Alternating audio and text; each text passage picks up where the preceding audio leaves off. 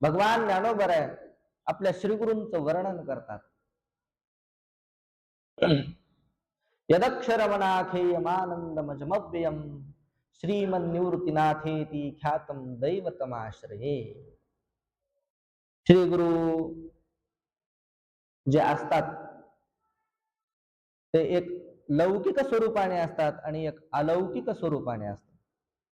म्हणजेच शास्त्रीय भाषेत सांगायचं म्हणजे श्री गुरूंचं एक तटस्थ लक्षण आहे, म्हणजे तटस्थ स्वरूप, आणि दुसरं जे आहे ते स्वरूप, वास्तविक स्वरूप.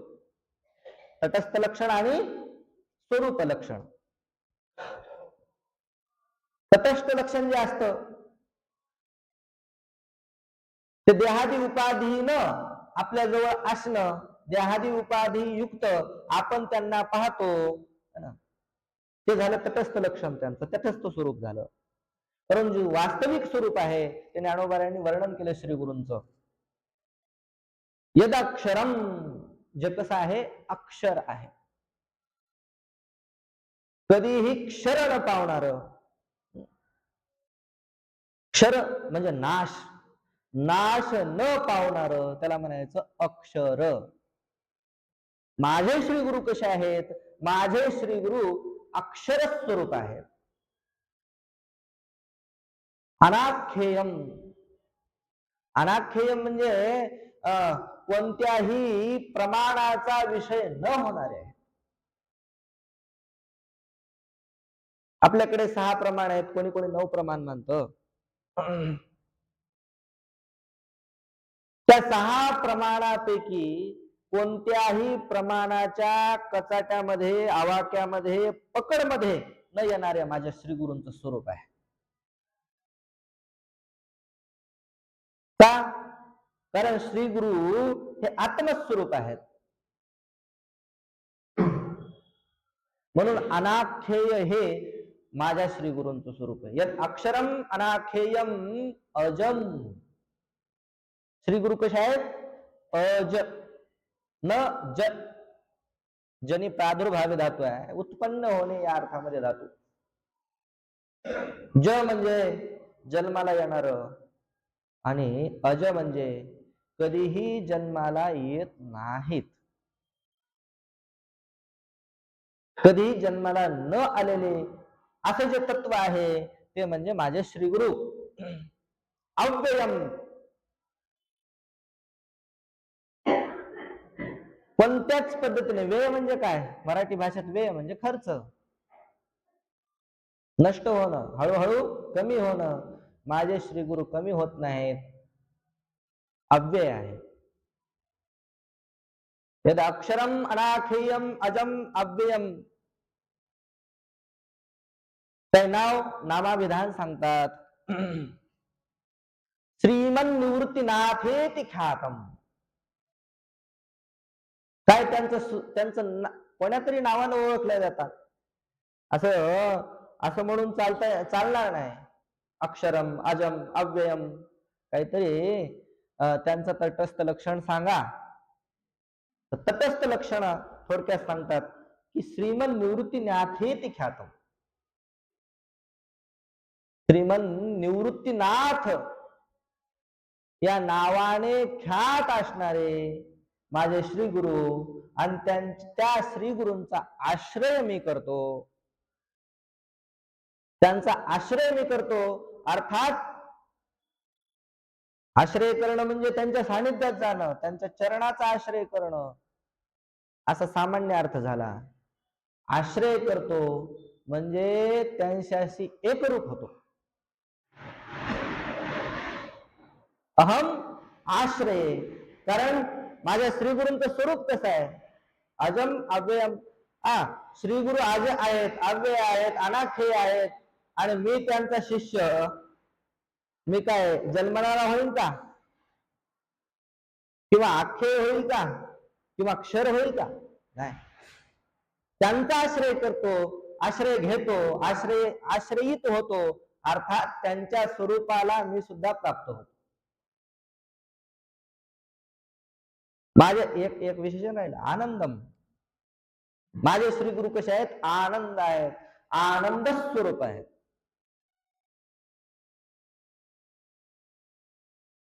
माझ्यासारखा जो असेल तो झाला अधिकारी.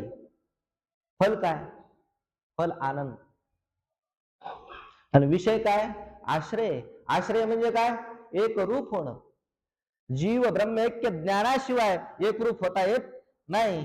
आणि मी आश्रय करतो म्हणजे श्री गुरु मला ज्ञान देतील किंवा ज्ञानाने मी परिपूर्ण झाल्यामुळे मी त्यांचा आश्रय केलेला आहे. म्हणजे अमृत अनुभवाचा विषय, अधिकारी आणि फल तिन्ही गोष्टीची एका श्लोकामध्ये सिद्धी झालेली आहे. आनंद स्वरूप आहेत आणि मी आश्रय करतो म्हणजे मला आनंद प्राप्त होणार. हे झालं फल. मी आश्रय करतो म्हणजे माझ्यासारखा श्री गुरु भक्त असेल तो झाला अधिकारी. आता राहिला विषय. आता मी आणि ते वास्तविक वेगवेगळे असतो. श्री गुरु आणि मी, माझं स्वरूप आणि श्री गुरूंचं स्वरूप खरोखर वेगळं असतं तर एक झालं नसतं. अर्थात एकच आहे, मग वेगवेगळं झालं, वेगवेगळं वाटलं ही भ्रांती झाली. आणि भ्रांती कशाने निवृत्त होते?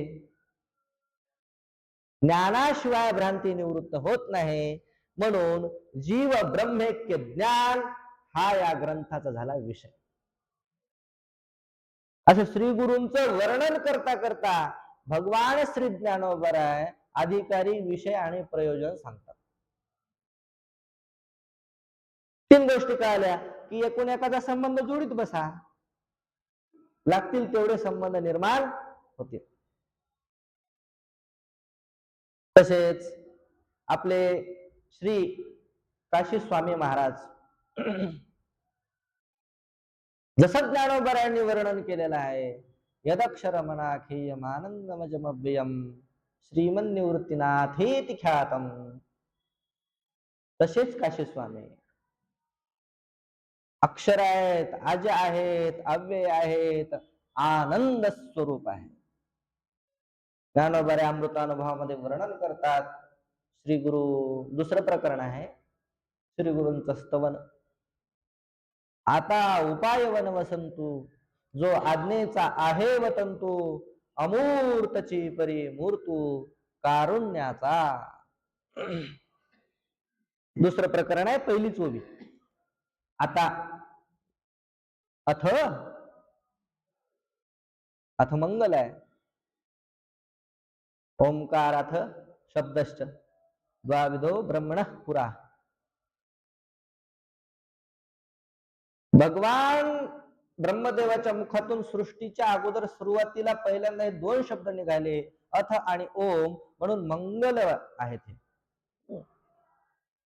म्हणून आता उपाय वन वसंतू, उपाय रूपी वनातले हे वसंत आहेत. अनेक उपाय आहेत. ब्रह्मज्ञान करून देण्याचे अनेक उपाय आहेत, पण त्या उपायाला सार्थकता तेव्हाच येईल जेव्हा श्री गुरु ह्या उपाय रूपी वनामध्ये येतील. श्री गुरूंना वसंत म्हटलेलं आहे. नुसतं वन काही कामाचं नाही. वनाला शोभा कधी आहे? वसंत आल्यानंतर. उन्हाळा आहे, वसंत ऋतू गेल्यानंतर पहा उन्हाळा एकदम रखरखीत, वनाकडे पाहा वाटत नाही. किंवा पावसाळा असतो, पावसाळ्यामध्ये पाऊस असतो, वन एकदम गर्द दाट असतं, हिरवगार असतं, पण फळही नसतं आणि फुलंही नसतं. वनाला शोभा तेव्हाच जेव्हा वसंत येईल. तसे ज्ञानाचे अनेक उपाय आहेत शास्त्रामध्ये, परंतु ते उपाय फलीभूत फलद्रूप तेव्हाच होतील जेव्हा श्री गुरूंची आपल्याला गाठ पडेल. वेद आहे, शास्त्र आहेत, अनेक प्रकारचे ग्रंथ आहेत, परंतु नुसतं ग्रंथ वाचून चालत नाही. नुसती ज्ञानेश्वरी वाचून चालत नाही, नुसता विचारसागर वाचून चालत नाही, वृत्ती प्रभाकर वाचून चालत नाही. त्याच्याकरता एक जिवंत माणूस लागतो. ते ज्ञान करून देण्याकरिता. आणि त्या जिवंत व्यक्तीचं नाव म्हणजेच काय? श्री गुरु.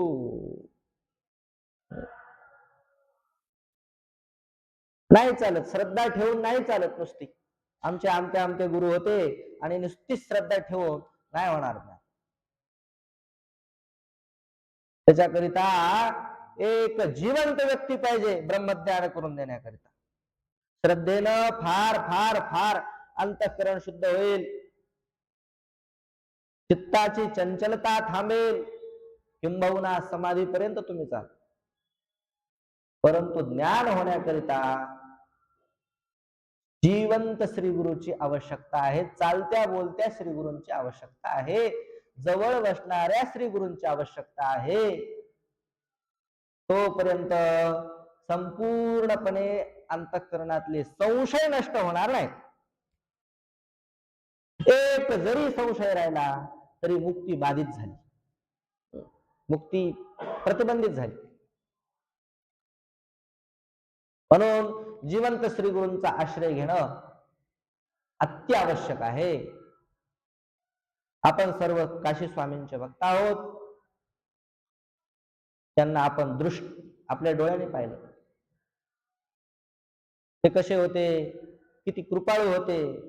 आता उपाय वनवसंतु, जो आज्ञेचा आहे वतंतु, या ओवीप्रमाणे. आज्ञा म्हणजे ब्रह्मविद्या, आणि ब्रह्मविद्या विद्या आहे ना.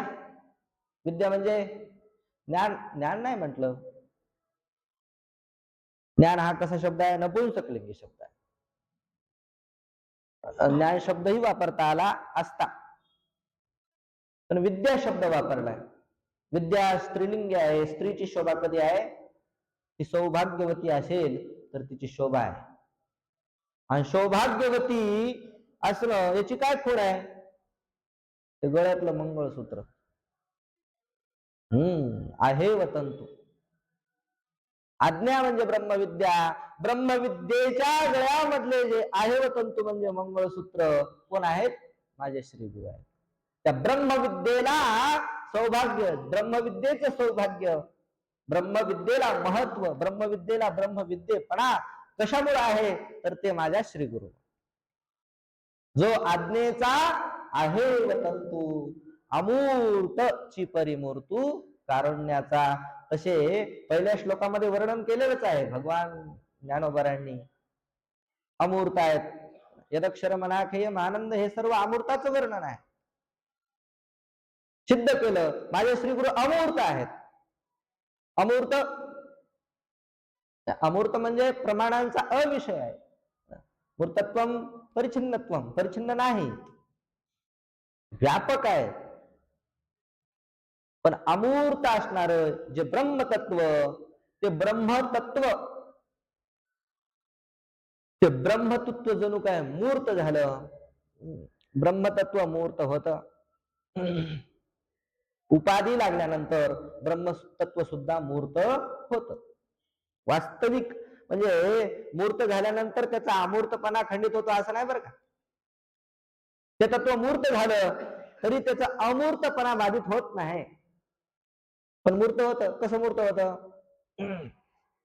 त्या ब्रह्मविद्या ब्रह्मतत्वाला जर अविद्या उपाधी लागली तर त्याचं काय होतं? जीव रूपात मूर्तत्व होत.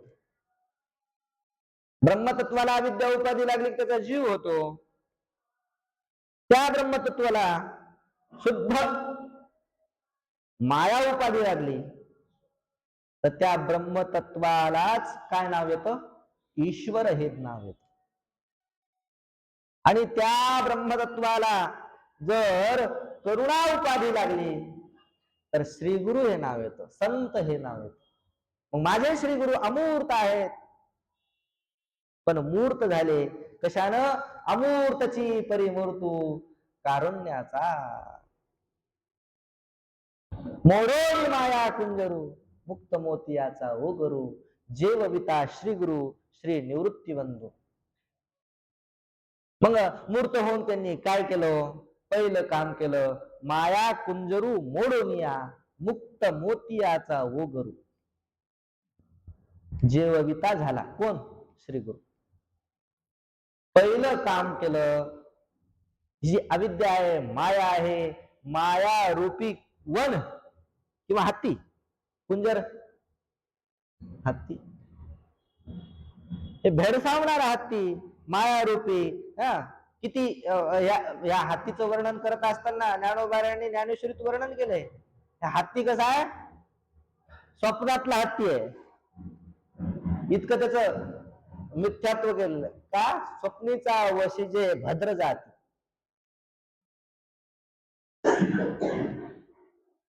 या खोट्या असणाऱ्या हत्तीला अगोदर त्यानं श्री गुरूंनी मोडून काढलं, मारून टाकलं, आणि मग काय केलं? जीव घातलं. काय? कसं जीव घातलं? कैवल्याचं जेवण दिलं, मुक्तीचं जेवण दिलं. जेवविता श्री गुरु श्री निवृत्तीवंत.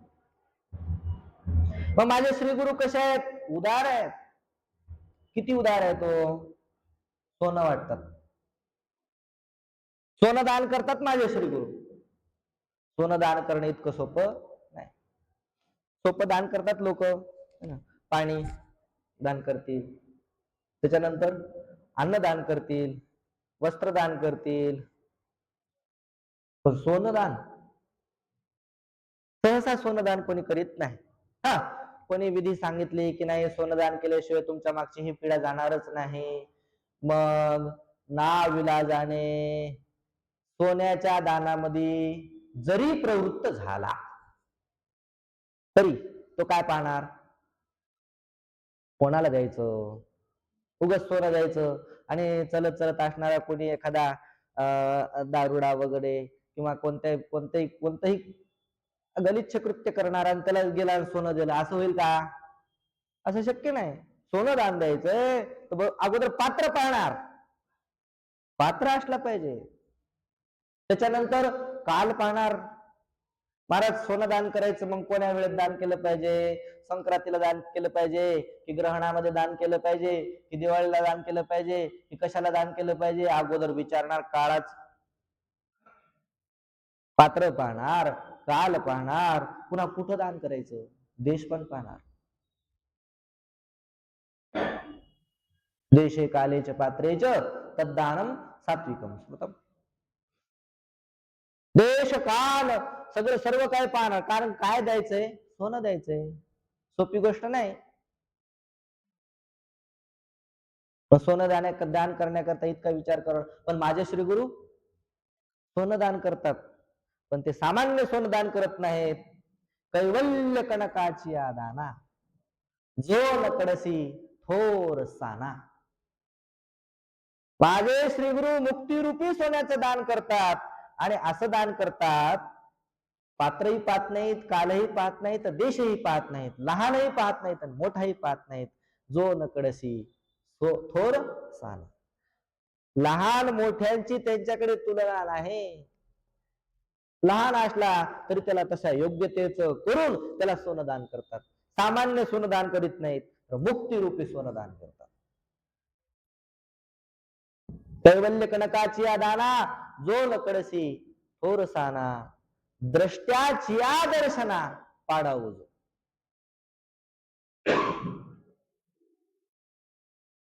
फार काय सांगावं? द्रष्टा, द्रष्टा म्हणजे कळतो ना, द्रष्टा म्हणजे पाहणारा. द्रष्टा म्हणजे पाहणारा. पाहणारा सर्व काही पाहतो. जसं की डोळा, डोळा पाहतो की नाही? सर्व जगाला डोळा पाहतो. म्हणजे त्याच्या रूप विषय जो आहे, जितकं म्हणून काय रूपाच्या याच्यामध्ये येते, आवाक्यात येणारी गोष्ट आहे, ते सर्व काही डोळा पाहतो म्हणजे पाहतो. डोळा सर्व पाहतो, पण डोळा डोळ्याला पाहत नाही. डोळ्यानं पाहता येत नाही. परंतु माझे श्री गुरु असे आहेत, द्रष्टा. द्रष्टा सर्वांना पाहतो, परंतु द्रष्ट्याला सुद्धा दाखवणारे माझे श्री गुरु. द्रष्ट्याची आदर्शना पाडावू. असं का हो? तर पुढच्या वेळी सांगितलेलं आहे. पुढच्या वेळी काय शंकर?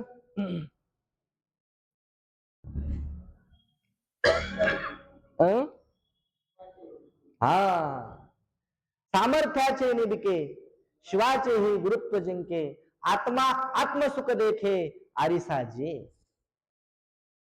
कारण ते सामर्थ्यवान आहे. जे शक्य नाही ते शक्य करणारे माझे श्री गुरु आहेत. ईश्वर आहे. शिव म्हणजे काय? ईश्वर. ईश्वर जरी असला तरी ईश्वराकडे ईश्वर भावाने जोपर्यंत तुम्ही जाणार तोपर्यंत ब्रह्मज्ञान होणार नाही. अर्जुन सुद्धा भगवंताला शरण गेला, परंतु कसं,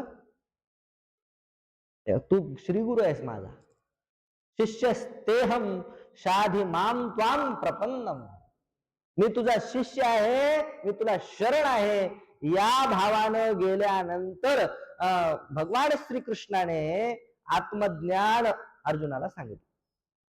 भगवान श्रीकृष्ण ईश्वर आहेत, साक्षात ईश्वर आहेत, परंतु ईश्वराकडे ईश्वर भावाने ज्ञान होणार नाही. ईश्वराकडे जायचं असेल, ज्ञान करून घ्यायचं असेल, तरी ईश्वराकडे सुद्धा गुरु या भावाने गेलं तर ज्ञान प्राप्त. शिव ईश्वर आहे, पण शिवाला शिव म्हणून पूजा केल्यानंतर ज्ञान होणार नाही. शिवाला गुरु रूपानं, मग ज्ञानोबारायाचे गुरुच आहे शिव, शिवाचेही गुरुत्व जिंके, सामर्थ्याचे निविके शिवाचेही गुरुत्व जिंके. द्रष्ट्याला दाखवण्याचं सामर्थ्य काय त्यांच्या ठिकाणी?